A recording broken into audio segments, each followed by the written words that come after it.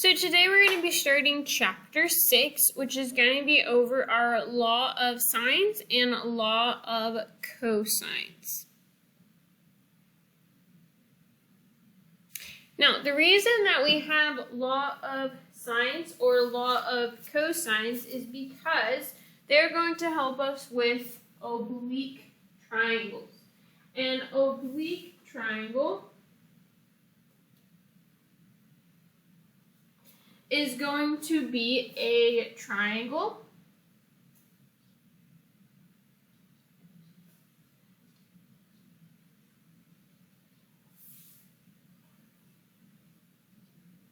with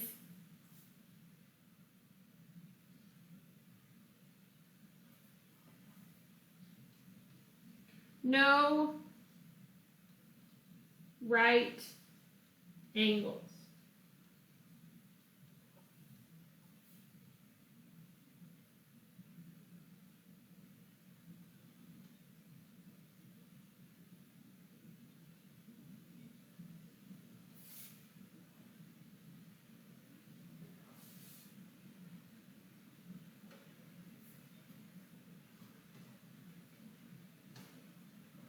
Okay.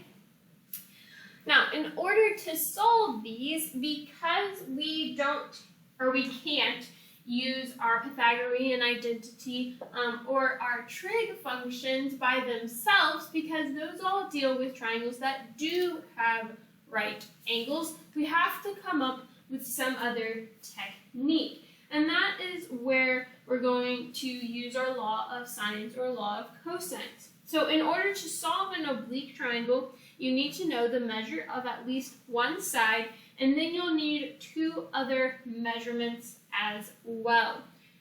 We have 4 different cases that can happen when we're given an oblique triangle. The first is going to be 2 angles and any side will be known, and these are called AAS or ASA. The second is 2 sides and an angle opposite one of those sides, which will be SSA, and we do need to write it in that order, okay? The third case is going to be that we know all 3 sides, so SSS, and the fourth case is going to be 2 sides and their included angle, which is SAS. Now, these first 2 cases, we are going to use the law of sines. And these second 2 cases, we will use law of cosines.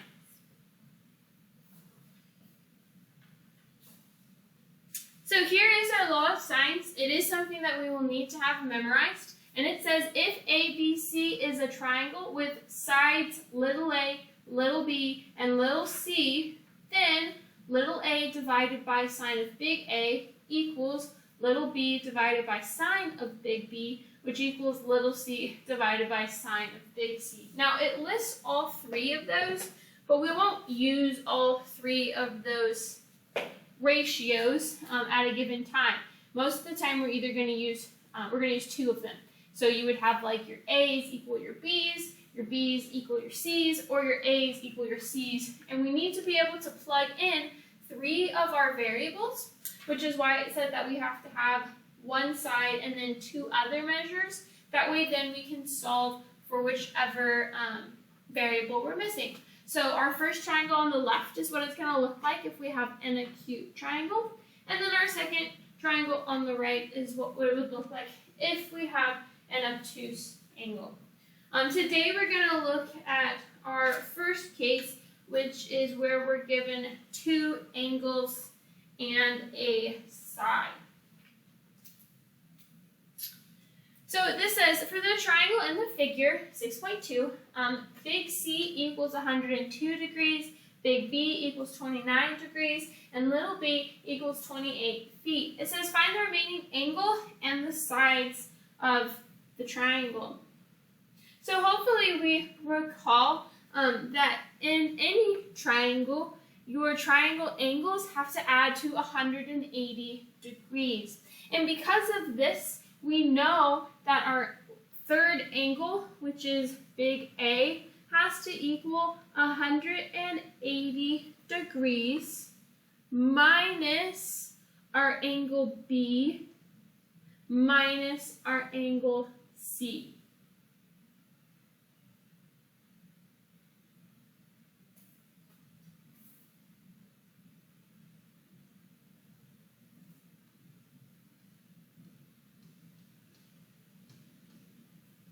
So plugging in our values, we get 180 degrees minus 102 degrees minus 29 degrees. Now plugging all of that into our calculator, we would get that big A equals 49 degrees.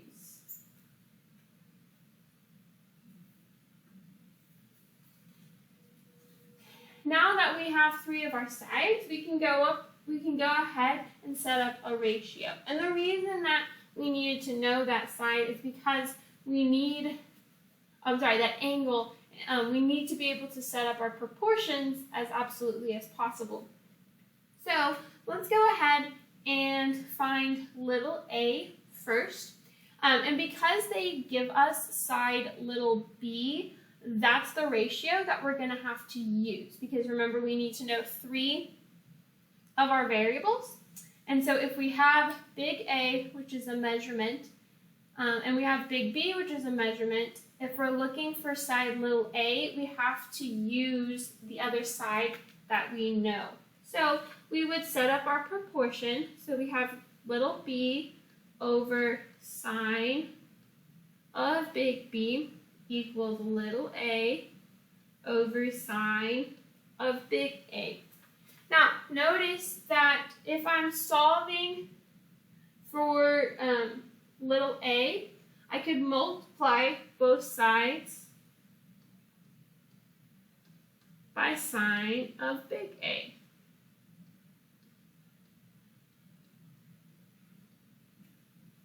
And then we can go ahead and plug in all of the information that we know. So sine of big A is going to be sine of 49 degrees.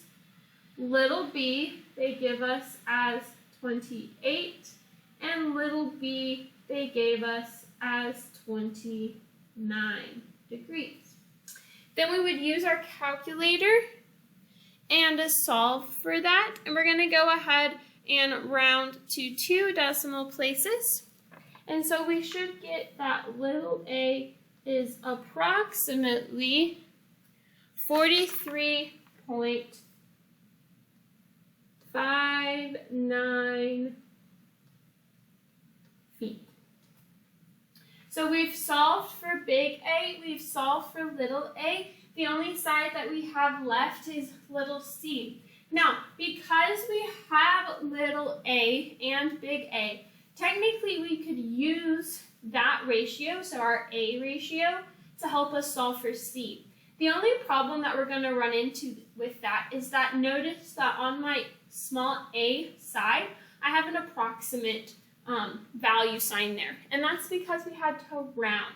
So that means that if we used little a to find little c, now we're basically compounding or making that rounding error even bigger. So whenever possible, we want to use the information that they give us, which means that we still want to use that B ratio because they gave us those, and so we know that those are exact. So I'm just setting up that same B ratio, but now I'm going to use my C ratio now instead. So again, this time I'm solving for C, so we're going to get that C equals, again, I multiply both sides by sine of big C.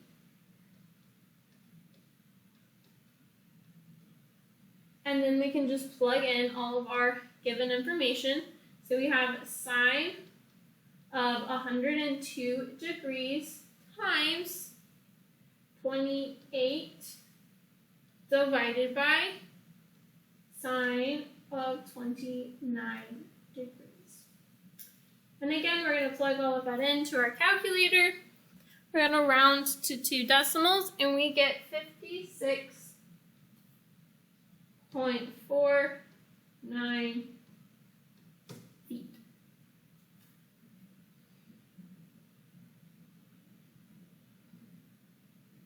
And since that's what they asked us to do, they asked us to find the remaining angle, which was our big A, and then the 2 missing sides. We've now solved this triangle. So sometimes it might say in the directions, find the remaining angle and sides, but sometimes it might also say, solve the triangle. And if it says solve the triangle, all it's asking for you to do is find any of the angles or sides that aren't already given. So let's go ahead and look at another example. So this one says to solve the triangle ABC if A is 30 degrees, B is 45 degrees, and A is 32 feet. So let's go ahead and draw us a triangle just so we can kind of see what we're talking about here. Now this isn't always necessary, but especially as we're starting out and getting the hang of these laws, I think it's really helpful for you to have a visual representation. So in a lot of your examples or your problems in the book, you might have a picture, but if you don't, go ahead and draw it out because I think it's kind of helpful. So again, remember the biggest thing about our law of sines is that the side that is the little letter is going to be directly opposite of the associated big letter angle. So that means that little a has to be opposite big A angle, little c has to be opposite big C, and little b has to be opposite big B. So then I'm going to fill in the information that they give us. So big A is 30 degrees, big B is 45 degrees, and we know that little a is 32 feet. So again, we need to find our missing sides because it asks us to solve the triangle, which also includes our missing angle. Well, that first angle is going to be very similar to the one that we did in our first example. So remember that because our angles have to add up to 180 degrees, we know that we can do 180 degrees minus the 2 angles that we already have, which would be 180 degrees minus 30 degrees minus 45 degrees. Which is going to give us 105 degrees. So one step done. So now we need to solve for our other 2 sides, and notice that because they give us side little a, that is going to be one of the ratios that we have to use. Because remember, we need to know at least one of our sides in order to be able to use that law of sines. So we have to use our A ratio in order to have enough information. So we would have little b divided by sine of big B equals little a divided by sine of big A. Now this time we're solving for little b, so since the sine of big B is what's in my denominator, I'm going to multiply both sides by sine of big B in order to solve. And now, since we know all of the variables that we have on the right-hand side, we can go ahead and plug those in.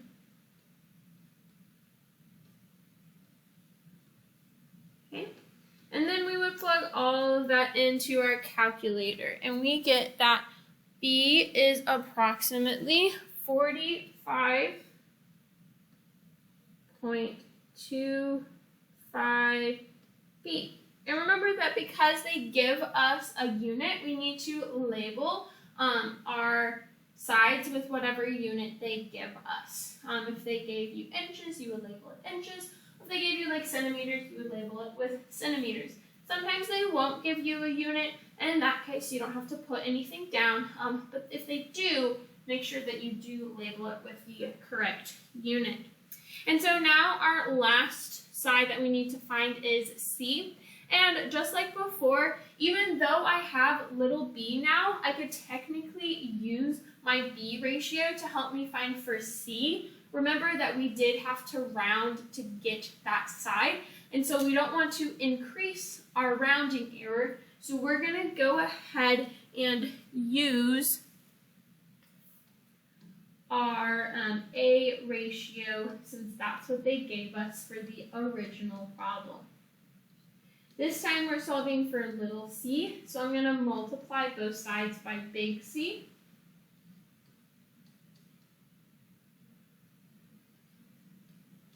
And then plug in all the information that we have. So we found that big C is 105 degrees, little a is 32 feet, and big A is 30. Again, plugging all of that into our calculator, we should get 61.82 feet. The biggest thing with these is we're going to need to make sure that since both of these examples have been in degrees, that your unit on your calculator or the mode is in degrees. So if you're not getting the right answers on these, make sure that you're in the correct mode, or if you're not, that you switch it. So let's look at another example. So this one is a word problem, which is fine. It's still going to end up being a triangle. We're still going to solve it the same way. Basically, now we just have context.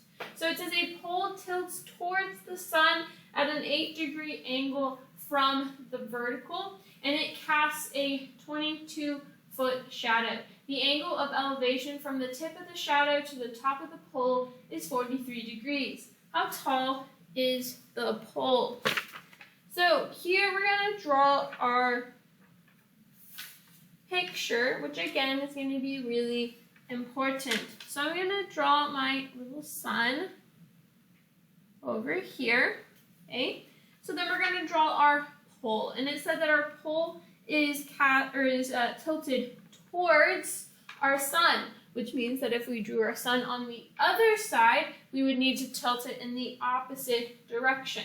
So it doesn't matter which way you draw it, because that key word that says towards is going to basically end up reflecting everything, since it does still have to be meeting the requirements that the question is giving us. Okay? So then it also tells us that it casts a 22-foot shadow. And we know that our shadow, because of how physics and things works, is going to have to go the opposite direction of our sun, which again is why even if I drew my sun on the opposite side, my 22 would be reflected as well, because again my shadow would be having to go the opposite direction of my sun. So then the big thing that they also tell us is that the pole tilts towards the sun at an 8-degree angle from the vertical. So I'm going to draw a vertical line right there. And that's going to be important because we know that this right here is going to be a right angle, which is why they say from the vertical. And we also know that they give us that this angle is 8 degrees. Then lastly, the last thing that they give us is the angle of elevation from the tip of the shadow to the top of the pole is 43 degrees.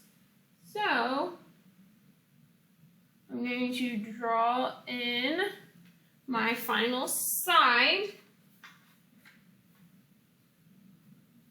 And because they give us the reference, they say from the tip of the shadow to the top of the pole, that is going to be this angle right here, and they give it to us as 43 degrees.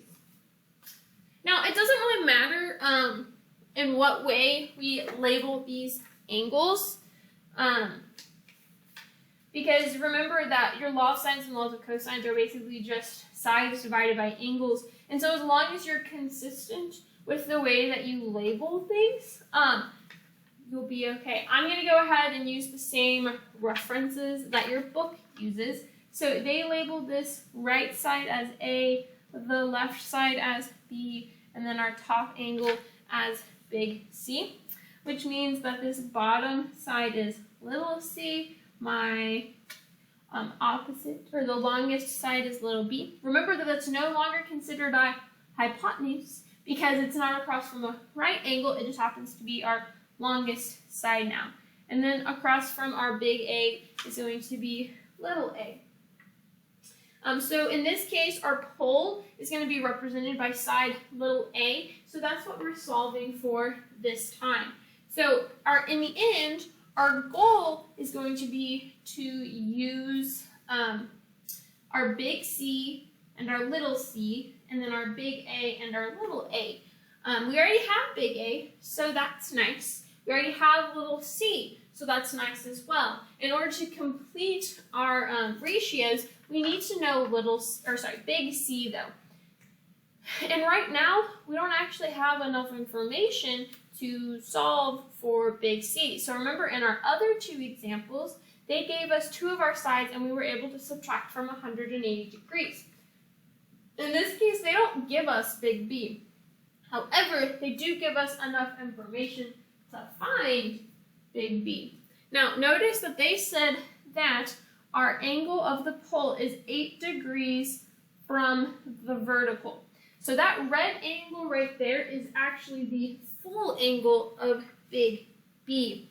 And since we know that the angle of the vertical to the shadow is going to be 90 degrees, we know that we could add that tilt of 8 degrees to 90 degrees to get 98 degrees for big B, which is also a popular band in the 80s, if you're interested in looking that up. Okay, and now basically from here, it's going to be very similar to the previous two examples that we did, because now we have two angles, so we can find our third angle by taking 180 degrees, subtracting big B, subtracting A. So we get 180 degrees minus 98 degrees minus 43 degrees. So we get that big C is 39 degrees. And now we have enough information to set up our ratios. So again, remember we're looking for side little a, so I need to use that ratio. And now since we have side little c and we found angle C, we can use our C ratio to set it equal to. Again, remember I'm going to multiply by our sine of big A to both sides in order to solve for side little a, and then I'm just going to plug in all of my information. So A is 43 degrees, C is 22, and sine of big C we found to be 39 degrees.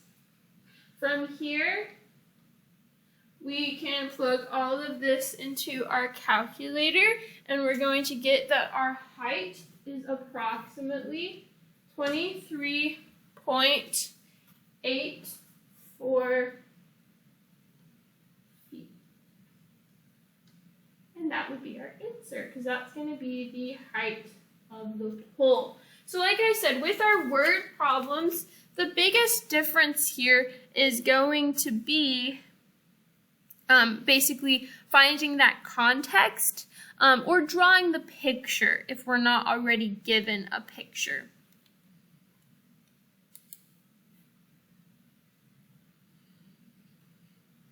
And these are going to be really important because that's one of the main ways that our law of sines and law of cosines are used, are by using them to solve for real-world applications. So in your homework, you're going to have a couple of word problems to practice on. And then when we go to our law of cosines, we're going to get some word problems to do with that as well. And then next week, we're actually going to have a project that's over finding or making an application problem over law of sines or law of cosines. So kind of a cool example of where you might be able to use this is like before technology, right, was super great. So like in the 1850s, surveyors actually used the law of law of sines to calculate the height of Mount Everest. So before technology was like able to let them do so. And their calculation was actually within 30 feet, which seems like kind of a big error, but when you're talking about the height of Everest, that's really not that much of an error. That's how close they were to the actual height. So be thinking maybe of some real-world applications that you might want to use whenever you're looking at your project next week.